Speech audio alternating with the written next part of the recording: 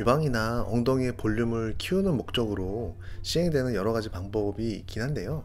그 보형물 말고 다른 또 방식으로 대표적인 것이 이제 자가지방하고 필러가 있습니다. 그 중에 사이즈가 어느 정도 이상 큰 지방이식 머물이나 또 그리고 아쿠아핑 필러나 어메이징 겔 같은 것들은 뭐 아시다시피 이제 크고 작은 부작용을 이제 유발하는 경우가 있어서요.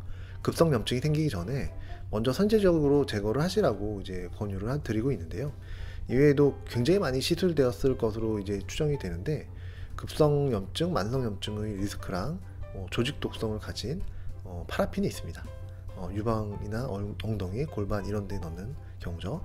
파라핀은 뭐 불법 시술이기도 한데다가 워낙 오래전부터 쓰였고 또 굉장히 오랫동안 시술되었기 때문에 시술의 건수가 굉장히 많을 거로 생각이 되는데 그 파악이 사실상 이제 불가능합니다. 다 야매로 하신 거라서요. 이제 파라핀 제거, 특히 뭐 유방이나 엉덩이 파라핀 제거 경험을 가진 병원이 사실상 거의 없는 현실이라서 그 가슴 필러나 엉덩이 필러 제거를 많이 해온 저희 병원에서 환자분들이 어찌어찌 그냥 자꾸 오셔가지고 떠밀리듯이 그냥 저희도 파라핀 제거를 이제 많이 하게 됐습니다. 뭐 사실 파라핀 제거나 필러 제거가 사실 재미가 막 있는 수술은 아니고 몸도 이제 너무 힘들기 때문에 정말 오래까지만 하고 이제는 안 한다고 뭐 맨날 다짐하곤 하는데 병원을 돌고 돌아서 이렇게 저희 멀리 있는 신유외과까지 찾아왔다 하시는 분들이 자꾸 계시니까 뭐 또 하고 뭐 그렇게 그냥 꾸역꾸역 계속 하게 되더라고요. 예. 이분은 이제 아기를 한 번 낳으신 이제 40대 분이시고요.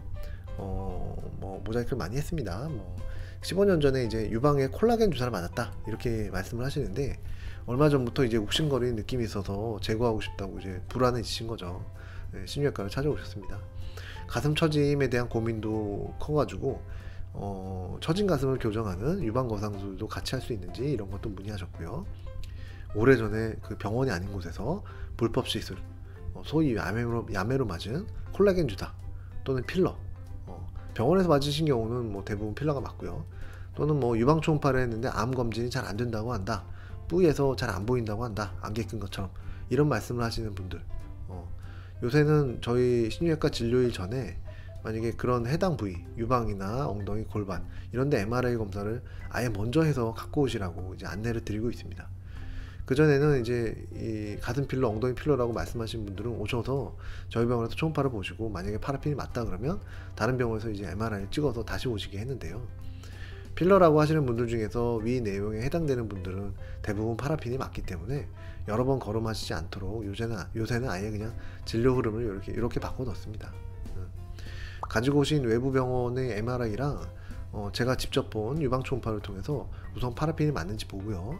양은 어느 정도인지, 또 어느 깊이까지 얼마나 넓게 분포가 있는지, 주변에 큰 혈관 같은 주요 구조물이 없는지 전체적으로 꼼꼼히 보고서 이제 수술 여부를 결정합니다. 때로는 파라핀 제거를 하기 힘든 상태도 있기 때문인데요. 어떤 경우는 그냥 별로 수술이 이득이 없을 것 같아서 그냥 갖고 사시라고, 별로 그냥 수술이 도움이 안 될 것 같다고 이렇게 말씀드리는 경우도 있긴 합니다.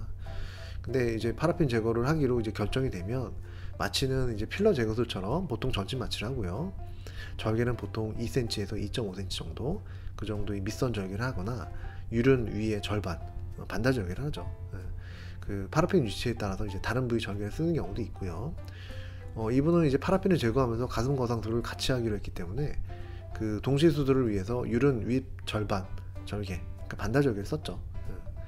그 조직 내에 이제 박혀 있는 파라핀들을 제거하는 과정이고요. 이분은 파라핀이 상당히 넓은 범위에 걸쳐서 골고루 주입이 된 상태였습니다. 파라핀이든 뭐 필러든 지방이식 머물이든 이물질 제거를 하는 수술에서는 특히 정상 조직 그 손실을 최소화하려고 신경을 많이 쓰는데요. 그 볼륨을 확대하려고 뭔가를 주입한 분들이다 보니까 본인 조직이 이제 한 움큼도 이제 아까워서 그렇죠.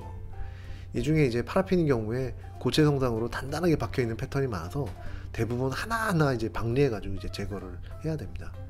근데 이분처럼 또 파라핀이 넓은 범위에 걸쳐서 또 고밀도로 있는 경우에는 자기 조직을 조금 뜯겨져 나오는 경우도 있긴 있고요.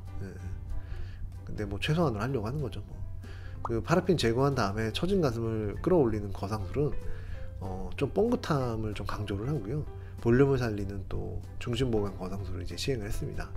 그 파라핀이 제거된 다음에 그 자기 조직까지 어느 정도 조금 제거된 다음에 본인이 바라시는 그 뽕긋함을 만들기에 좀 부족한 부분이 있다면 작은 보형물, 조그만 거, 보형물 작은 것만 같이 넣어서 이제 보완을 하게 됩니다.